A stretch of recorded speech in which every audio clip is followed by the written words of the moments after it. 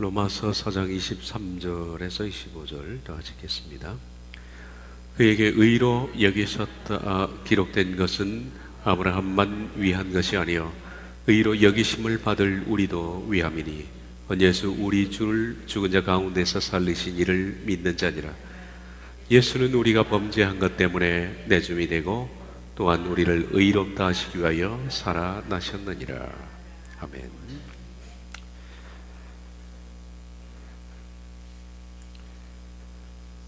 오늘은 마지막에 이신칭의는 모든 이에게 적용된다라는 말씀을 보겠습니다.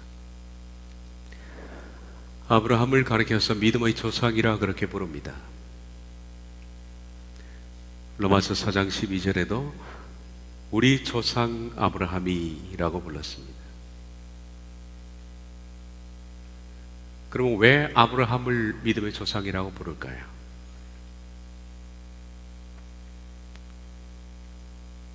아브라함으로부터 믿음이 시작되었기 때문에 믿음의 조상이라 그렇게 부를까? 근데 그렇지는 않습니다. 왜냐하면 믿음이라는 것이 아브라함에서 시작된 것이 아니기 때문입니다. 아브라함 이전에도 믿음이 존재했고 또 믿는 사람들이 있었습니다. 대표적으로 우리가 성경을 보면 아벨로부터 시작해서 에녹의 시대, 노아, 거기에 속한 사람들입니다. 셋의 후손들이죠. 아브라함 이전에도 사람들 가운데는 믿음으로 경건하게, 아주 경건하게 산 셋의 후손들이 많이 있었습니다.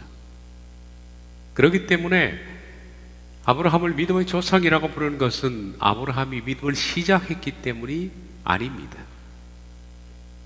그러면 왜 아브라함을 믿음의 조상이라고 부를까요? 그것은 아브라함이 가진 믿음이 믿음의 표본이기 때문입니다. 샘플이기 때문입니다. 아브라함에게서 믿음이 시작되었기 때문이 아니라 아브라함의 믿음이 믿음의 샘플이다. 그런 뜻에서 아브라함을 믿음의 조상이라 부르는 겁니다.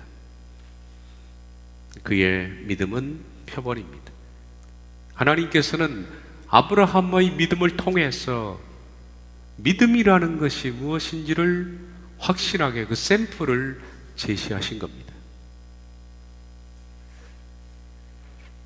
그러므로 믿음의 조상이라고 불리우는 아브라함의 삶만큼 믿음이 분명하게 나타난 신뢰는 없는 겁니다. 그렇다면 아브라함의 믿음이 다른 사람에 비해서 어떻게 샘플이 될까? 뭐가 다르기 때문에 아브라함의 믿음을 표본이라고 그렇게 부른, 다시 말하면 믿음의 조상이라고 부를까 하는 겁니다.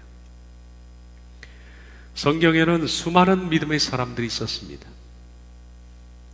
그 중에는 놀라운 권능을 가지고서 나타낸 사람들, 그리고 하나님의 엄청난 일을 한 사람들, 홍해를 가르고 태양을 멈춘 사람들, 한 사람이 국가를 완전히 정복한 사람들, 한 사람이 한 민족을 완전히 뒤엎은 사람들, 그리고 뿐만 아니라 엄청난 인내심과 충성을 보인 수많은 사람들이 있습니다. 사실은 성경을 보면 아브라함보다 믿음에 있어서는 훨씬 더 탁월한 믿음을 보여준 사람들이 많다. 아브라함은 순교하지 않았지만은 아벨은 순교했습니다. 300년 동안에 하나님과 동행하다 옮김을 받은 에녹도 있습니다. 120년간 방주를 지었던 노아도 있습니다. 그리고 위대한 역사 해석자 요셉이 있죠. 그 모진 고난을 하나님의 관점으로 해석한 요셉, 그리고 하나님의 영광을 위해서 왕자의 자리도 다 팽개친 모세, 그리고 그는 홍해까지도 갈랐습니다. 이렇게 아브라함보다 훨씬 탁월한 믿음을 가진 사람들이 많이 있다. 수많은 사람들이 믿음으로 살았고, 믿음 하나로 살았고, 믿음대로 살았고, 믿음을 복종해서 살았습니다. 그래서 히브리 11장에는 아브라함보다 훨씬 탁월한 믿음을 가진 사람들이 즐비합니다. 아브라함 이전에도 있었고 이후에도 많다.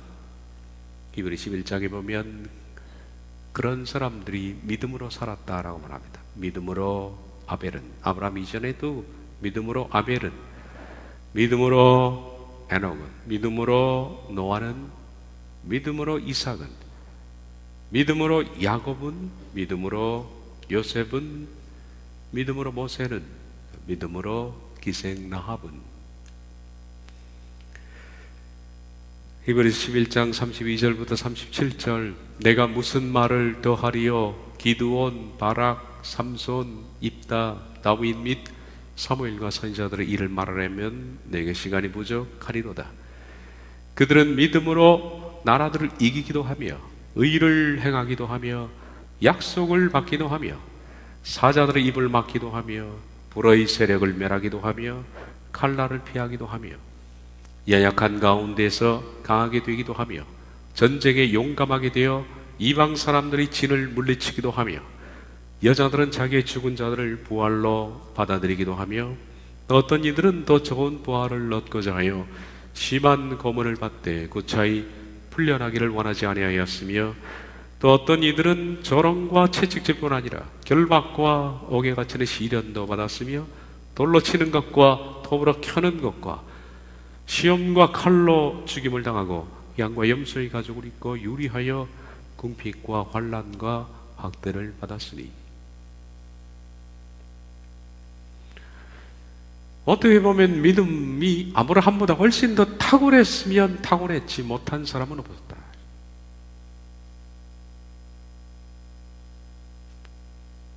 이들이 보여준 믿음은 아브라함을 능가합니다. 훨씬 더 아브라함을 능가하며 아브라함보다 훨씬 용맹하며 훨씬 위대하고 훨씬 대단한 업적을 남겼습니다. 그에 비해서 아브라함은 그의 삶이 이들에 비해서는 평범했다라고 볼 수 있습니다. 아주 평범했습니다. 물론 아브라함의 삶에서도 놀라운 일들이 몇 가지 있긴 했습니다. 75세 때 갈대아 우르에서 부름을 받아 가나안 땅에 정착해 살았던 그의 삶 속에서는 극적인 사건을 몇 가지밖에 가지고 오지 못하는데 그 중에 하나가 창세기 14장에 네 왕의 연합군들 사이로 들어가서 아브라함이 집에서 길리운 318명의 군사를 데리고 롯을 구출하는 장면, 그건 참 대단한 일입니다. 그리고 100세 이삭을 낳은 것, 그런데 엄밀한 의미에서는 100세 이삭을 낳은 것은 하나님의 은혜가 개입된 것이죠.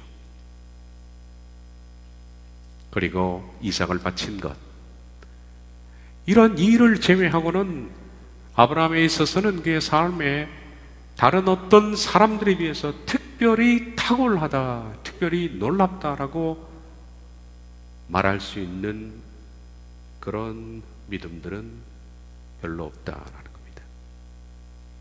믿음의 조상이라고 하면 적어도 우리가 개념을 가지고 지금까지 있기는 믿음의 조상 그러면 믿음의 최고, 또 믿음을 시작한 분, 이렇게 잘못 알고 있기 때문에 믿음의 조상이라 그러면 믿음보다 훨씬 더 탁월한 믿음이라든지 이런 것들을 보여줘야 하지만은 살펴본 것처럼 히브리 11장의 사람들에 비해서 탁월함이 결여될 뿐만 아니라 아브라함 이전에도 믿음의 사람은 존재했기 때문에 믿음의 조상이라는 것이 믿음의 최고 혹은 믿음의 시작자라고는 결코 볼 수 없는 얘기다라는 겁니다. 그런 뜻이 아니라는 얘기죠. 그러면 아브라함을 가르쳐서 믿음의 조상이라고 부르는 이유가 뭘까? 살펴본 바처럼 믿음의 시작자도 아니고 믿음의 기적이나 권능이 탁월했어도 아닙니다. 그것은 다른 훨씬 탁월한 믿음의 사람들에게서는 결코 제시되지 않았던, 아브라함에게만 제시되었던 믿음의 샘플 때문에 그렇습니다. 믿음이란 무엇인가 라는 것을 한마디로 그의 삶을 통해서 하나님께서는 완벽하게 제시하신 겁니다.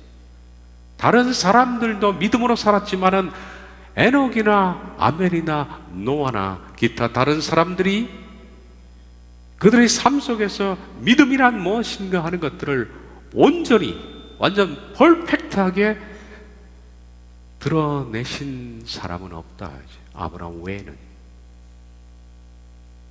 아브라함은 그러므로 그의 삶은 믿음의 표본인 겁니다.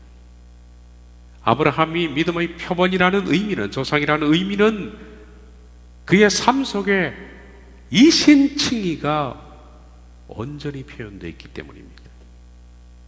아브라함의 삶을 보면 이신칭의가 완전히 드러났다. 물론 다른 사람들의 삶 속에서도 부분적으로 이신칭의가 나타나기도 합니다. 모세라든지 야곱이라든지 기타 믿음의 사람들의 삶 속에도 부분적으로는 이신칭의를 설명할 수 있는 약간의 부분은 있지만은, 그러나 아브라함의 삶을 통해서 전반적으로 하나님께서 보이신 이신칭의에 비하면 현격히 그 내용이 떨어집니다. 그러므로 아브라함이 믿음의 조상이라는 것은 곧 하나님이 그의 삶을 통해서 이신칭의를 보이셨기 때문이다. 그래서 그가 믿음의 조상이 된 겁니다. 믿음의 샘플이 된 겁니다. 아브라함의 삶을 통해, 하나님은 아브라함의 삶을 통해 이신칭의가 무엇인지를 제시하신 것이다. 그래서 아브라함은 믿음의 조상 곧 이신칭의의 표본인 겁니다. 이신칭의는 지금까지 우리가 설명했지만은 구원의 다른 이름입니다. 어떻게 하면 구원을 받는가, 사람들이 어떻게 하면 구원에 이르는가 하는 것들을, 다시 말하면 이신칭의를 하나님은 아브라함을 통해서 완전하게, 그의 한 인생을 통해서 완전하게 드러내셨다. 이신칭이라는 것은 구원이라는 단어를 아주 장황하게 풀어놓은 단어다. 그런데 오늘날 이신칭이라는 위대한 이름은 교리에 의해서 순교를 당합니다. 아브라함의 삶을 통해서 보면 이신칭의는 너무나 선명합니다. 그리고 너무나 세밀합니다. 아브라함의 삶을 떠나서 이신칭의는 설명될 수가 없습니다. 노아를 통해서 이신칭의가 설명되는 것이 아닙니다. 모세를 통해서도 설명되는 것은 아닙니다. 아벨을 통해서도 이신칭의가 설명되는 것이 아닙니다. 위대한 역사 해석자 요셉을 통해서도 이신칭의는 설명되지 않습니다. 바울을 통해서 설명됩니까? 아니면 엘리야나 기타 이사야 선지자라든지 훌륭한 믿음의 사람들을 통해서 이신칭의가 설명됩니까? 그 어디도 설명되지 않는 겁니다. 아브라함의 삶을 통해서는 이신칭의는 너무나 선명하고 너무나 세밀하게 설명이 되어 있습니다. 그러므로 아브라함을 떠나서는 이신칭의를 설명할 방법은 없습니다. 그런데 교리는 아브라함을 제외하고 이신칭의를 설명합니다. 그것이 문제입니다. 여러분은 신학교를 안 가보셔서 제 말을 실감을 못할 텐데, 신학교에서 이신칭의를 가르칠 때는 아브라함을 언급하지 않습니다. 그러므로 이신칭의는 교리입니다. 이신칭의를 설명할 때는 칼빈 교리는 설명해도 아브라함은 설명되지 않는다. 교리는 이신칭의를 속죄의 차원에서 설명해버림으로써 간단히 순교시키고 말았다.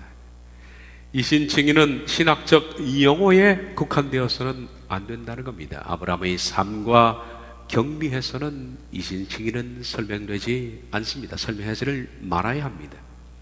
그런데 오늘 이신칭의를 말할 때 누가 아브라함의 삶을 조명해서 설명하려 합니까? 우리들은 그런 시도를 해왔습니다. 그의 삶을 통해서 이신칭의를 누가 설명을 하느냐? 분명 이신칭의는 아브라함의 삶을 통해서 하나님께서 믿음의 샘플로, 믿음의 조상으로 제시하셨건만 사람들은 이신칭의를 말할 때 아브라함을 언급하지 않습니다. 우린 지금까지 이신칭의를 아브라함의 삶을 통해서 설명해 왔습니다.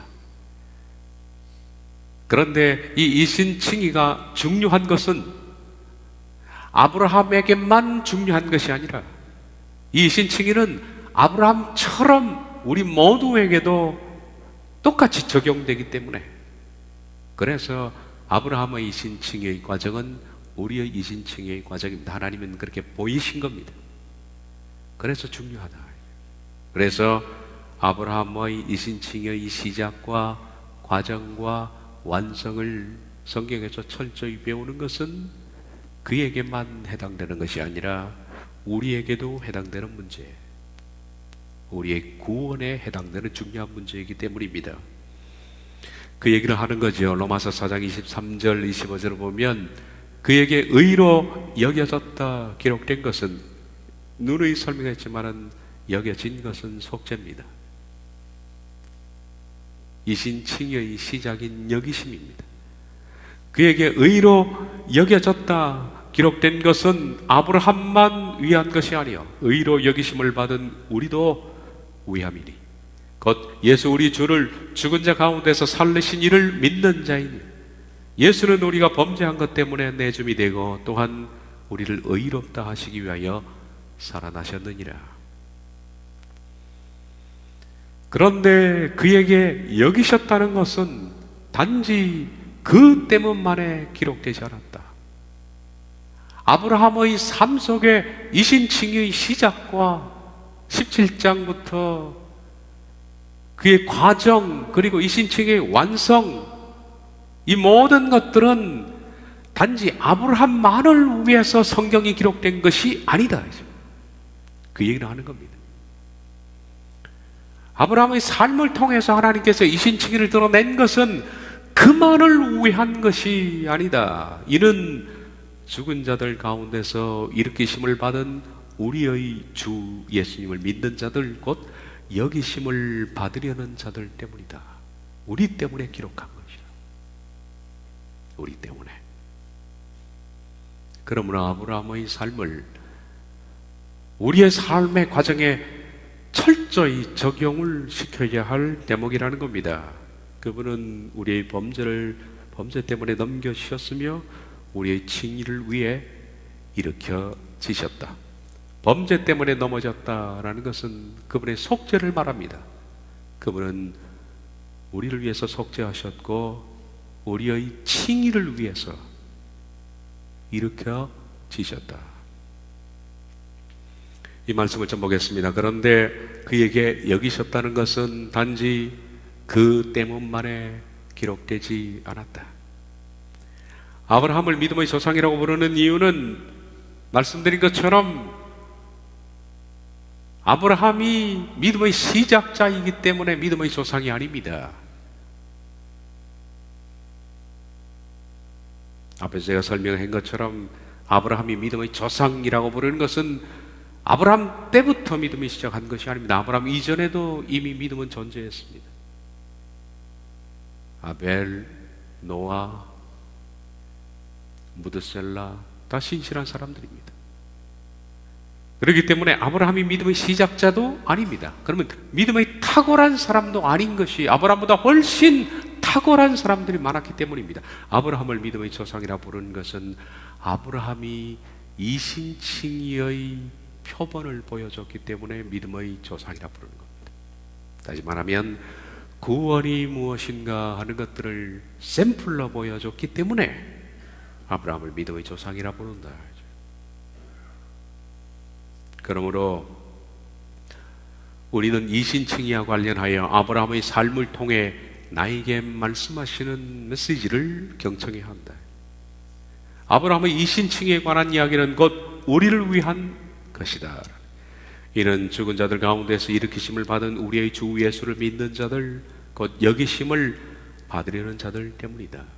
앞으로 여기심을 받으려는, 속죄를 시작하려고 하는 자들, 이런 자들을 위해서 아브라함의 구원은 제시된 것이다. 죽은 자들 가운데서 일으키심을 받은 우리 주 예수를 믿는 자들, 곧 구속을 믿는 거죠. 구속을 믿는 자들, 곧 여기심을 받으려는 자들을 위해 아브라함의 삶은 기록되었다. 구속을 받은 후에 어떻게 칭의를 받는지 하나님은 아브라함을 통해서 이신칭의의 모든 지도를 그려놓으신 것이다. 그래서 우리들은 그 지도를 따라가면 마침내 여기심으로부터 시작해서 칭의까지 이룰 수가 있다라는 겁니다. 그분은 우리의 범죄 때문에 넘어지셨으며 우리의 칭의를 위해 일으켜지셨다. 예수님께서는 십자가에 죽으신 것은 우리의 범죄를 대속하기 위해서입니다. 그러므로 범죄 때문에 넘어지셨다는 것은 대속입니다. 즉 속죄, 대속, 구속, 이것은 십자가에 못 박히신 예수님을 단순히 믿는 믿음 때문에 시작되는 겁니다. 여기심을 시작한 겁니다. 그리고 우리를 의롭다 하시는 칭의를 부여한 것은 예수님의 부활 때문에, 그분의 죽으심은 대속 때문이고 그분의 부활은 우리의 칭의를 위한 것이다 라는 그 말씀입니다. 예수님께서 대속과 부활로 사망의 권세를 깨뜨리셨죠.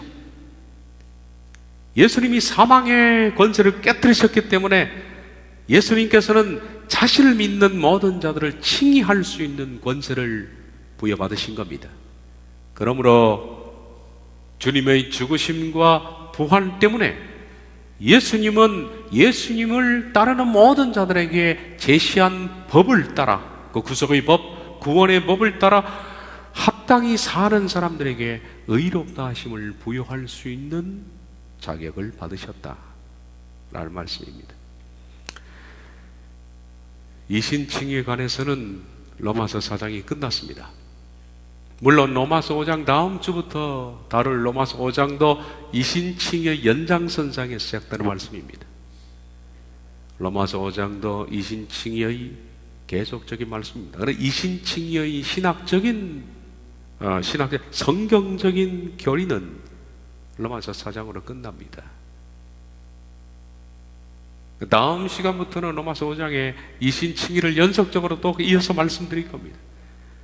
오늘 이신칭의를 정리하면서 지금까지 로마서 4장에서 다뤄왔던 이신칭의를 정리를 하면서 마치도록 하겠습니다. 로마서 4장에는 이처럼 위대한 교리가 있습니다. 이신칭의의 시작, 그리고 이신칭의는 어떻게 완성되느냐, 그리고 세 번째, 이신칭의는 모든 이에게 적용된다 라는 4장 1절부터 25절까지 말씀입니다.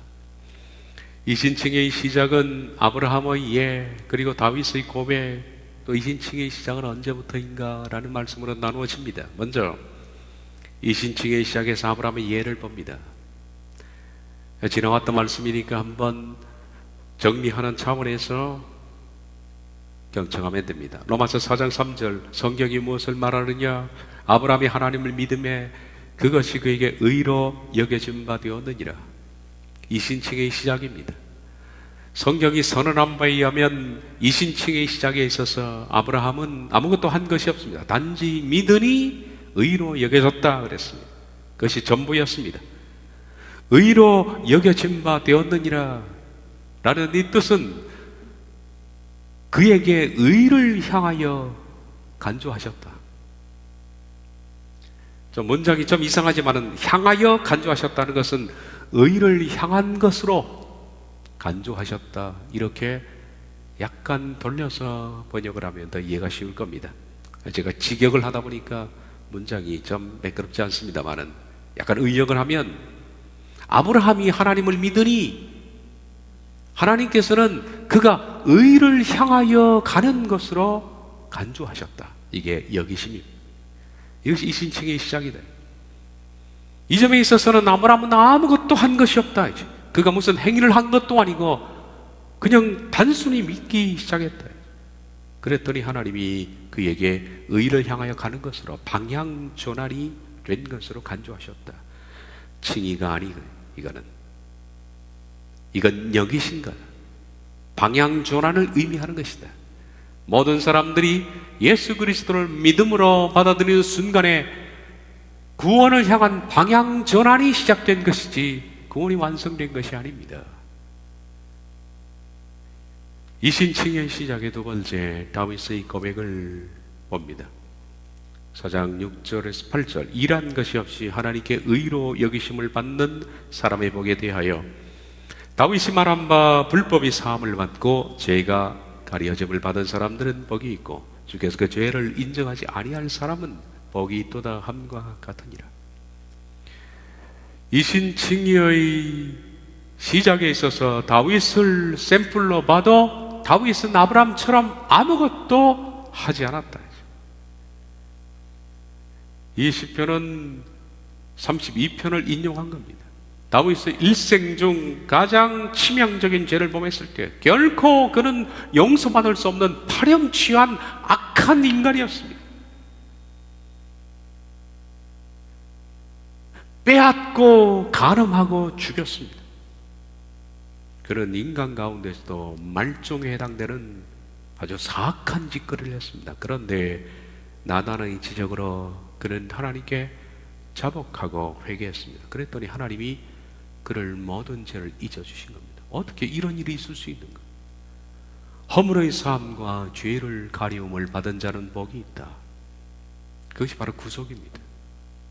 구속이라는 것은 그 이전에 어떤 죄를 지었던 간에 그가 자복하고 회개하면 하나님께서는 모든 불법을 잊기로 작정을 하신 겁니다. 왜냐하면 구속은 애초에 우리의 행위를 또 우리의 선함을 요구하지 않았기 때문에 그냥 예수님께서 십자가에서 이루어놓으신 대속을 믿기만 하면 그가 어떤 죄인이든 간에 다 용서되는 것이 구속입니다.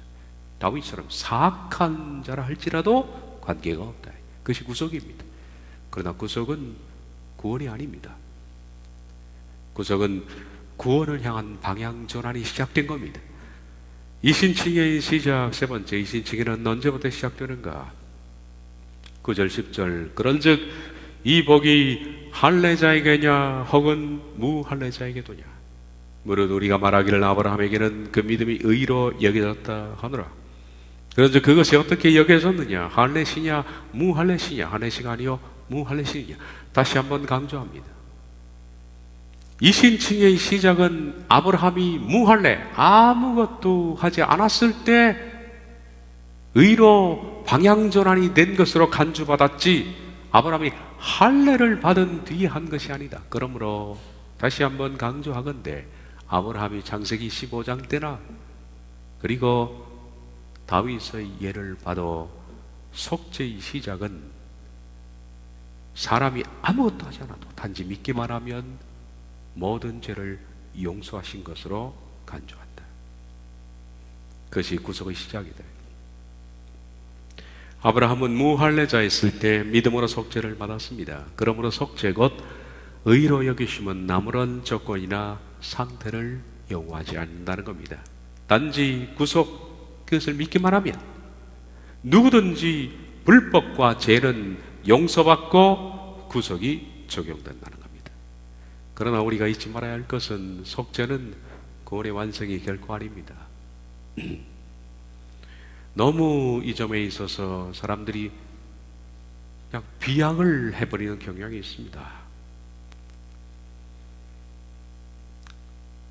아브라함에게서 시작된 속죄는 창세기 17장에 이르면 하나님께서는 할례라는 조건을 낼 것입니다. 속죄는 아무런 조건이 없었습니다. 창세기 15장에서 하나님이 속죄를 시작하실 때 다윗에게 하나님께서 속죄를 베푸실 때 네가 무슨 죄를 지었는지 아느냐? 아브라함에게 네가 이전에 어떻게 살았느냐? 라는 것을 묻지 않았습니다. 그냥 받아들인 겁니다. 그것이 속죄입니다. 그런데 속죄가 진행된 다음 하나님께 창세기 17장에는 조건을 내거셨습니다. 네가 죽지 않으면 너는 내게서 끊어진다. 네가 죽지 않으면 너는 나를 배신한 것이 된다. 어떻게 속죄가 구원이라면 창세기 17장에 있어서 하나님은 할례를 구원의 조건으로 제시할 수가 있나요?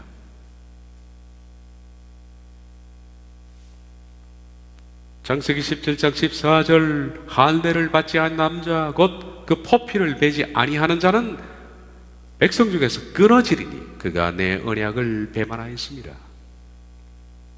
할례를 받지 않으면 내 백성이 아니다. 그리고 내 언약의 배반자다. 그러므로 할례 곧 죽음의 예식은 구원의 조건입니다. 속죄의 조건은 아니어도 구원의 조건입니다. 의로 여기심의 조건은 아니어도 칭의의 조건이 되는 것이다. 그냥 시작된 여기심은 반드시 칭의로 가는 과정에 있어서는 죽음이라는 조건을 내건다라는 겁니다. 만약 이 구속 창세기 15장이 구원이라면 더 이상 하나님은 아브라함에게 요구할 것이 없어야 합니다만, 그러나 믿음의 조상 구원의 샘플인 아브라함을 통해서 보이신 것은 그것이 아니다. 그래서 우린 이런 과정을 봤습니다. 이신칭의 시작 창세기 15장에 아무 조건이 없이 의로 여기시는 겁니다. 이신칭의 진행에 있어서는 하나님이 할례를 조건으로 내거셨다. 그리고 이신칭의 완성인 창세기 22장에는 그가 하나님 앞에 온전한 사람이 된 것을 보여줌으로써 칭의한 것이다.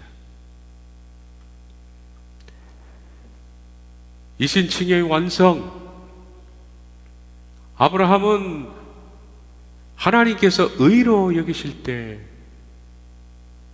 아브라함의 맨 마지막 믿음의 결론인 칭의를 하나님이 기대하셨습니다. 아브라함은 하나님의 기대대로 창세기 15장에서 의로 여기심으로 시작해서 마침내 22장에 칭의로 마침표를 찍게 된 겁니다. 그래서 하나님이 아브라함을 흡족히 여기시고 너는 내 벗이라 그렇게 부른 겁니다. 그렇다면 하나님께서 창세기 15장에서 그에게 의로 여기실 때, 다시 말하면 방향 전환이 된 것으로 간주하셨을 때 그가 어떤 상태가 되기를 바라셨을까? 그것이 바로 칭의의 수준과 상태입니다. 그것은 곧 하나님의 말씀과 그의 삶이 일치하는 것이었다. 이신칭이라는 관점에서 보는 아브라함의 삶은 크게 세 단계였습니다. 첫째, 의로 여기시는 단계, 구속입니다. 그것은 그가 말씀을 듣고 이해하는 것. 우리가 하나님 말씀을 듣고 십자가 복음을 듣고 이해하면, 그리고 그것을 받아들이면 구속은 그에게 적용이 된 겁니다. 로마서에도 말합니다. 누구든지 성령님이 아니고서는 그가 주라 할 수 없다. 주라 할 수 없다라는 것은 구원받았다는 얘기는 아닌데 많은 사람들이 그것을 구원받은 것으로, 자녀가 된 것으로 그렇게 말을 하더라고요. 성경은 문맥을 놓치면 아전인수가 되는 겁니다. 지 마음대로 해석이 되는 거죠. 이 구속이라는 것은 성령님의 은혜가 개입된 겁니다. 그래서 성령님께서 은혜가 개입되어서 그가 십자가 구속을 믿고 단순히 받아들이기만 하면 그가 주라 부를 수가 있는 겁니다. 그래서 의로 여기시는 단계는 말씀을 듣고 이해하는 삶, 그리고 두 번째 칭의를 향한 과정인데 그것은 듣고 이해한 것을 자기 삶 속에 계속 적용시키는 삶, 확신시키는 삶. 실패하기도 하고 넘어지기도 하지만은 그것이 어떤 때는 성공되고 어떤 때는 실패되면서 연속되는 삶입니다. 이 과정 속에서 아브라함은 창세기 16장부터 22장 사이에 실패도 많이 있었습니다. 이스마엘을 출생하고 18장에 그는 엎드려 웃고 19장에 사라도 웃고, 창세기 20장에는 그랄 왕 아비멜렉을 내려가면서 아내를 누이라 속이기도 하고, 그럼에도 불구하고 지속적으로 그는 변화하고 있었다. 이런 실패가 있었음에도 불구하고 그는 하나님 말씀으로 점차 바뀌고 있었다. 그리고 마지막 단계인 의롭다라는 칭의를 부여한 데, 그때는 창세기 22장에 완전히 하나님 말씀에 복종되고 녹아진 삶입니다. 말씀을 듣고 이해하고 확신하는 과정을 거쳐 최종적으로 철저히 복종된 삶, 그것이 아브라함의 칭의의 수준이었다. 이까지가 우리가 그동안에 봐왔던 이신칭의에 관한 말씀들이었습니다. 다 이제 이해를 하셨을 것 생각됩니다. 하나님은 그래서 아브라함을 통해서 이신칭의가 무엇인지를 아주 명백하고 세밀하게 표현했기 때문에, 그래서 아브라함이 믿음의 조상입니다. 믿음의 조상이라는 말을 이렇게 바꾸어 말해도 됩니다. 이신칭의의 조상. 이신칭의가 무엇인지를 보여준 분, 믿음의 조상입니다. 이제 오늘 우리가 초반에 했던 말씀입니다. 이신칭의는 아브라함에게 뿐만 아니라 모든 이에게 적용이 된다. 아브라함은 믿음의 조상입니다. 믿음의 표본입니다. 이신칭의의 표본입니다. 아브라함의 삶 속에 가장 선명한 믿음의 언어가 이신칭의. 어디 아까 말씀드린 것처럼 어느 사람에게 이런 이신칭의가 표현된 믿음의 사람이 있었던가요? 아벨, 노아, 에녹, 무드셀라, 셋, 이런 사람을 통해서 이신칭의를 표현한 적은 없습니다. 하나님이. 그래서 아브라함을 통해서만 가장 선명한 믿음의 언어가 이신칭의다. 다른 사람들을 통해서는 이신칭의가 부분적으로 제시되긴 했지만 온전히 제시된 적은 없다. 하나님은 그의 삶을 통해 이신칭의가 무엇인지를 제시하신 것이다. 이신칭의는 구원에 다른 이름이다. 이신칭의라는 구원이라는 단어를 해부해 놓은 단어다. 그러나 오늘날 이신칭의라는 위대한 이름은 교리에 의해서 순교를 당하고 만다. 왜? 아브라함의 삶과 이신칭의라는 단어를 분리해서 설명해서 이신칭의가 무엇을 말하는지 설명할 수가 없게 된 겁니다. 이런 이신칭의가 중요한 이유는 아브라함에게만 해당되는 것이 아니라 우리 모두에게도 해당되기 때문이다. 초반에 읽었던 본문입니다. 그에게 의로 여겼다 기록된 것은 아브라함만 위한 것이 아니요 의로 여기심을 받을 우리도 위함이니 곧 예수 우리 주를 죽은 자 가운데 살리신 이를 믿는 자니라. 예수는 우리가 범죄한 것 때문에 내줌이 되고 또한 우리를 의롭다 하시기 위하여 살아나셨느니라. 그런데 그에게 여기셨다는 것은 단지 그 때문만에 기록되지 않았다.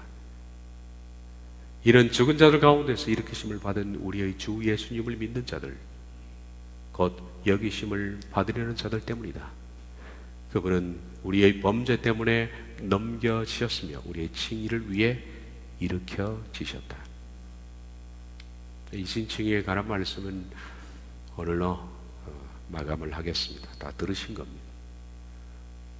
로마서 5장은 이신칭의를 받은 사람들이 어떻게 사는 것인가, 그 삶에 대한 말씀이 이어집니다. 이신칭의를 받은 사람들은 어떻게 사는 것인가.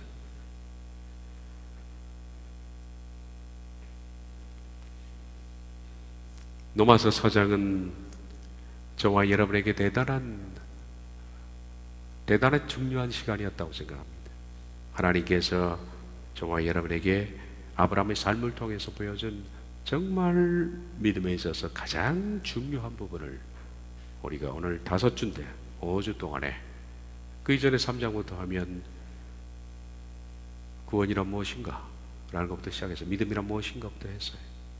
오늘 말씀까지는 여러분이 반복적으로 또 듣고 들으셔서 믿음에 대한 분명한 개념 정리, 그것이 있기를 바랍니다. 기도하겠습니다.